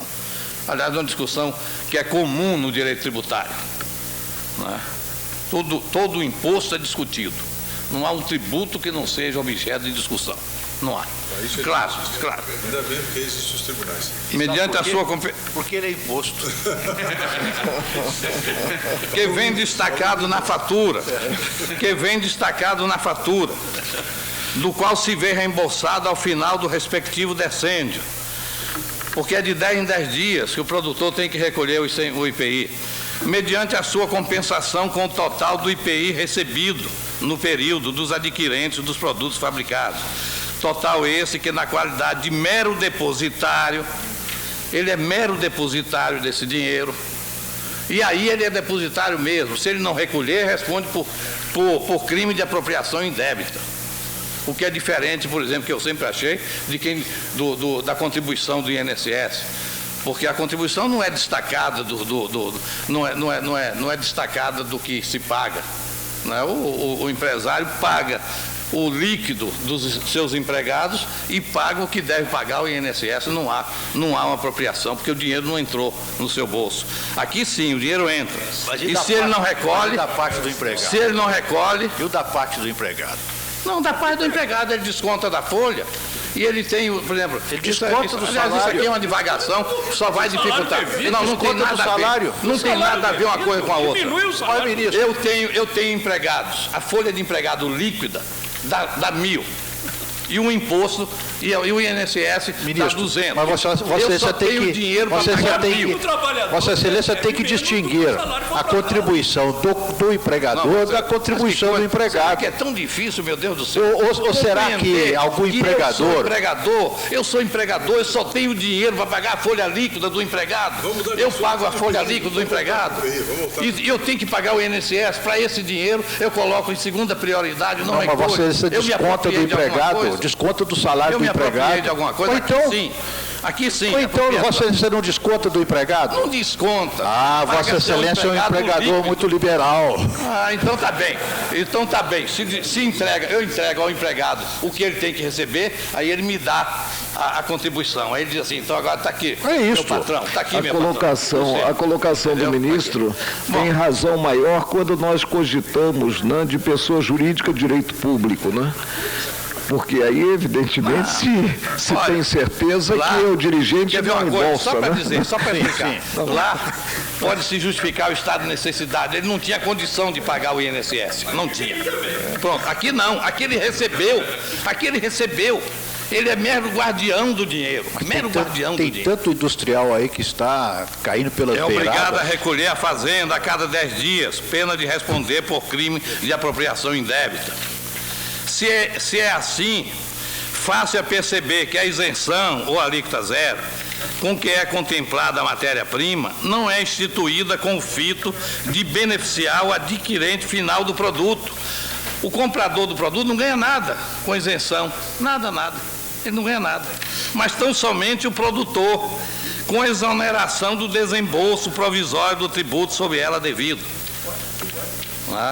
Eu vou comprar matéria-prima, em vez de pagar matéria-prima mais imposto, com isenção eu só pago a matéria-prima. Me sobra dinheiro para comprar mais matéria-prima. É isso que se pretende com essa isenção. Quando o propósito é beneficiar o adquirente final, o que faz o governo? Reduz a alíquota incidente sobre o produto final, como fez recentemente com os carros populares. Todo mundo se lembra. Recentemente, Vossa Excelência deu um voto de 46 laudas. Eu não interrompi uma vez só. Agora, Vossa Excelência, com a sua prática de parlamentar, eu sei como é que Vossa Excelência age, para tumultuar o raciocínio que a gente está desenvolvendo. Nada, eu não me meti com Vamos deixar o ministro Ilmar terminar o voto. Me deixe pronunciar meu voto, que é pequeníssimo. Não vai cansar ninguém. Ao contrário, vai nos encantar. Se é assim, quando o propósito é beneficiar o adquirente final, o que faz o governo é reduzir a alíquota incidente sobre o produto final, como fez recentemente com os carros populares. Quem não se lembra? Foi outro dia. O governo reduziu a alíquota do IPI dos carros populares a 0. Beneficiou os compradores. Claro que indiretamente também o produtor, porque vendeu mais, claro. Mas foi para estimular a venda, reduz a alíquota da saída. É aí que se beneficia o adquirente. O problema, portanto, é de uma simplicidade elementar, posto reduzir-se a uma questão aritmética das mais singelas, que não era de ensejar qualquer controvérsia, não fosse o estado de luta permanente em que vive o contribuinte brasileiro, movido pelo instinto de sobrevivência, diante da pesada carga tributária que tem de suportar. E a única coisa que justifica é o peso do tributo. Ao efeito da exoneração do adiantamento do tributo produzido pelo regime de isenção ou alíquota 0, a que são eventualmente submetidos os insumos por ela utilizados, pretende a recorrente, neste caso, acrescentar um outro benefício. Já tem um benefício e quer acrescentar um outro, que consistiria no direito de creditar-se pelo valor do imposto que deixou de antecipar. Além de não ter antecipado o imposto, ainda pretende creditar-se do valor, que é um segundo benefício, que não está previsto em lei. A lei não prevê. Só por isso. Assim, ao final do decênio, poderia compensar o imposto recebido do comprador do produto final com o que não pagou, em franca contrariedade ao disposto no parágrafo 2º do artigo 153 da Constituição Federal, que manda compensar o imposto devido em cada operação, tão somente com o montante cobrado nas anteriores. A Constituição de uma clareza, meu Deus, eu pergunto se a Constituição podia ser mais clara. Não podia. Não há como expressar maior clareza do que essa. Compensar o imposto devido em cada operação, tão somente com o montante cobrado nas anteriores. Se não houve cobrança nas anteriores, não há o que compensar. Recorde-se haver o voto do eminente ministro Jobim sustentado em suma, que não considerado o crédito correspondente, a isenção do IPI na entrada do insumo produz apenas o efeito de diferimento da exigência do tributo, no que tem plena razão. Plena razão. É esse o objeto da isenção, é o diferimento. Na verdade, não é outro efeito da isenção, já que não tem ela por escopo reduzir o tributo que será pago afinal pelo adquirente da mercadoria produzida, com base em alíquota que é uniforme, tem havido ou não em sua composição matéria-prima isenta. Se é geladeira, o IPI é 10%, a alíquota é de 10%, haja ou não isenção na entrada do insumo, haja ou não, 10%, quer dizer, o adquirente final vai pagar aquilo. Com o diferimento da tributação, o produtor desembolsa menos dinheiro na aquisição de matéria-prima, que assim pode ser obtida em maior quantidade, com reflexo direto na produtividade da fábrica e, consequentemente, no número de operários, não se tratando, portanto, de benefício a ser subestimado, como se pretende. Há um diferimento, como se diferimento nada fosse. Algo tão importante, que é usar menos dinheiro para adquirir maior quantidade de matéria-prima, funcionando como importante instrumento de política econômica. Registre-se que nada impede o poder público de autorizar o produtor a acreditar-se pelo valor do tributo que deixou de antecipar. Pode haver esse benefício? Claro que pode. O poder público pode mandar acreditar. E aí está dando um segundo benefício. Trata-se aí de favor fiscal diverso, que nada tem a ver com o princípio da não cumulatividade ou da tributação do valor agregado. Dupla denominação para o mesmo fenômeno jurídico. Tanto faz falar em não cumulatividade como tributação de valor agregado. Mesmo, o fenômeno é o mesmo. que tem por objetivo assegurar que no custo final da mercadoria, a parcela alusiva ao IPI não se expresse por percentual maior do que o correspondente à alíquota sobre ela incidente. É isso que a não cumulatividade pretende assegurar, é que no custo final, no preço final do produto, a parcela correspondente a tributo, né, seja igual ao valor da alíquota sobre o preço final. É para evitar o imposto em cascata, só para isso. A não cumulatividade veio erradicar do sistema tributário brasileiro o imposto em cascata. Equação essa que se mostra indiferente à existência ou não da isenção tributária do insumo, como pode revelar simples cálculo aritmético. Isso é um mero cálculo aritmético, que não é nenhuma equação, é um cálculo aritmético, de somar e diminuir. O crédito presumido, assim, não pode ser considerado uma consequência do benefício do regime da isenção ou da alíquota zero da matéria-prima, como quer a recorrente. Uma coisa nada tem a ver com a outra. O primeiro é favor fiscal que concorre para a melhor utilização dos recursos da empresa, sem perda de arrecadação. A isenção do insumo não acarreta nenhuma perda na arrecadação, nenhuma. O segundo implica redução de arrecadação, que pode chegar a níveis insuportáveis para o desempenho das contas públicas, quando se considera que presentemente, vejam os senhores, a consequência disso. O Poder Executivo fixa a alíquota. Quando se considera que presentemente a aquisição de insumos se acha submetida em sua quase totalidade ao regime da isenção ou da alíquota zero, exatamente para estimular a produção e para aumentar o número de emprego no país, como meio de incrementar a produção industrial, notadamente quando se sustenta, como fez o eminente ministro Jobim, que no completo silêncio do legislador há de tomar-se por alíquota a ser utilizada na apuração do crédito, a mesma que é aplicada para a apuração do imposto incidente sobre o produto final. Ora, se hoje quase todo o insumo é isento, quase todo o insumo que entra na fábrica é isento, para estimular a produção, né? E se, de acordo com o voto do eminente ministro Jobim, a alíquota a ser utilizada no cálculo do benefício é igual à alíquota da saída, então nós temos uma grande parcela do IPI absorvida por esse pretenso crédito presumido, né, que não tem apoio legal, como eu já disse. Acontece, porém, aí, então vem o arremate do meu voto.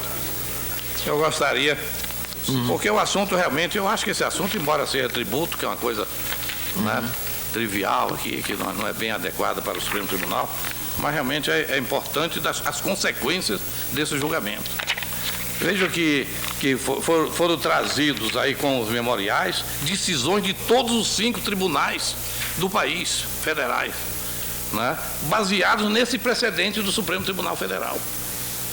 Acontece, porém, aí o arremate, que a dúvida que poderia remanescer quanto à possibilidade de reconhecer-se como decorrência lógica da isenção ou da alíquota zero para os insumos o direito ao crédito presumido foi banida de forma categórica do sistema tributário brasileiro pela emenda número 3 de 93, mais precisamente pela nova redação dada ao parágrafo 6º do artigo 150, nesses termos.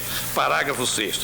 Qualquer subsídio ou isenção, redução de base de cálculo, concessão de crédito presumido, anistia ou remissão relativos a impostos, taxas ou contribuições, só poderá ser concedido mediante lei específica, federal ou municipal, que regule, deve ser estadual também, que regule exclusivamente as matérias acima enumeradas, ou correspondente tributo ou contribuição. É preciso que haja uma lei só tratando do crédito presumido, só, exclusivamente, ou então uma lei que trate do tributo, a que se refere o crédito. A partir da publicação do novo texto constitucional, não há como o julgador substituir-se ao legislador para conceder crédito presumido. Ouvimos aqui que se está, nesse caso, diante de normas destinadas ao legislador, o que constitui um desafio a qualquer método de interpretação. dado que ao legislador não se oferece a oportunidade de conceder crédito presumido sem lei autorizadora, claro, cabendo-lhe tão somente elaborar a lei que o autorize. Só o julgador e o administrador poderiam fazê-lo, donde a dedução lógica de que a eles é que foi dirigida a vedação. Não há tergiversar diante da clareza da norma transcrita.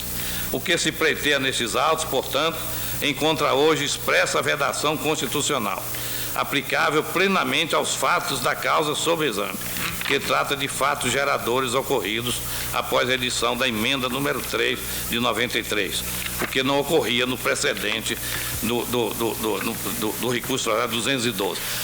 Nessa época, no caso da Coca-Cola, os fatos geradores eram anteriores, não havia essa norma peremptória, né, do parágrafo 6º.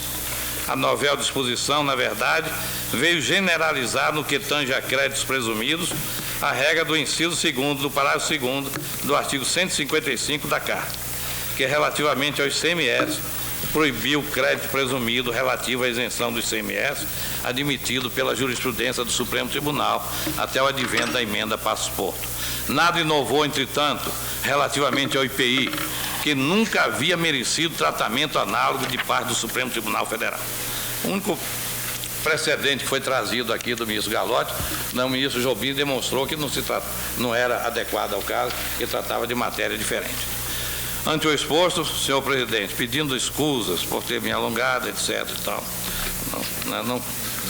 meu voto conhece do recurso para o fim de dar-lhe provimento. Presidente, diria duas palavras. Ministro Nelson Jobim, você. Mas a divergência fundamental entre o voto meu e do ministro Gilmar Galvão é uma questão da análise do próprio tributo. O ministro Gilmar Galvão examina o tributo considerando os elos de cada operação. E o tributo é um tributo que compreende os elos complexos de toda a tributação. Então, o objetivo final do tributo é que o preço final, o custo final da mercadoria possa chegar com uma desoneração maior no mercado. Isso foi demonstrado longamente no voto. Não há dúvida nenhuma. E aí esse poder do Executivo atua como poder regulador. Quando se diz que o Poder Executivo pode ter grandes perdas, é ele que gradua a alíquota zero com decreto exatamente para intervir na política econômica e monetária e mesmo de importação. Quando há concorrência do produto. O que interessa na tributação da alíquota zero são dois pontos. Um dos elementos do elo não ter que recolher, e o segundo e fundamental, o produto final possa concorrer com os produtos eventualmente importados que não têm essa tributação, conforme nós demonstramos. Então, o que eu estou discutindo, a discussão é o conjunto total do tributo tem essa finalidade. O ministro afirmou... E Vossa Excelência não vê aí um crédito presumido? Não é crédito presumido, isso é o modo de operação do tributo. Parte de uma ficção. Tanto isto é verdade, que o entendimento do Supremo para um tributo constituído com a mesma natureza. Tanto é que se discute hoje, inclusive, na reunião do IPI e do ICMS, uma dos projetos de reforma tributária, é fazer com que esses dois impostos, que são sobre o valor agregado, eles sejam reunidos em um tributo só. Aí se discute se ele deve ser nacional, se deve ser estadual, e como é que faz câmaras de compensação, etc. Mostra que isto é uma operação global do tributo. Esse é o primeiro dado. O que se beneficia é o produtor do insumo, sim, porque não recolhe o tributo. Mas este não recolhimento se reflete no preço do tributo, no preço final, no custo final da produção, para torná-lo competitivo na operação. Daí porque é um instrumento de política monetária e daí porque está ele elencado junto com o imposto de importação, com o imposto de exportação e com a F, no sentido das alíquotas. E eu diria mais, para mostrar, o ministro deixou muito claro, o problema desta alíquota zero é exatamente o mecanismo de intervenção, de mecanismo extra-fiscal para a regulamentação do mercado. E se nós não reconhecêssemos isso, nós estaríamos destruindo esse instrumento e estaríamos tirando a finalidade. O último argumento dele que é o artigo, parágrafo 6º do artigo 150, eu deixei muito claro Não. que isto era uma medida para evitar uma praxe legislativa e uma restrição ao poder de emendas, aliás, dentro da linha já das emendas relativas aos orçamentos, para mostrar que aquilo não se retirava, não se estava mexendo nisto. E não se fala aqui em crédito presumido, aqui fala exatamente na manutenção de uma isenção que foi concedida dentro de toda a corrente produtiva até chegar naquela ao final fase, do produto. naquela fase com repercussão no preço final. Que eu vou fazer, Ministro Gilmar Mendes, como vota? Sim. Olha, vamos então, colhido o voto do ministro relator, conhecendo e provendo os recursos, a sessão é suspensa e continuaremos na segunda parte com o julgamento.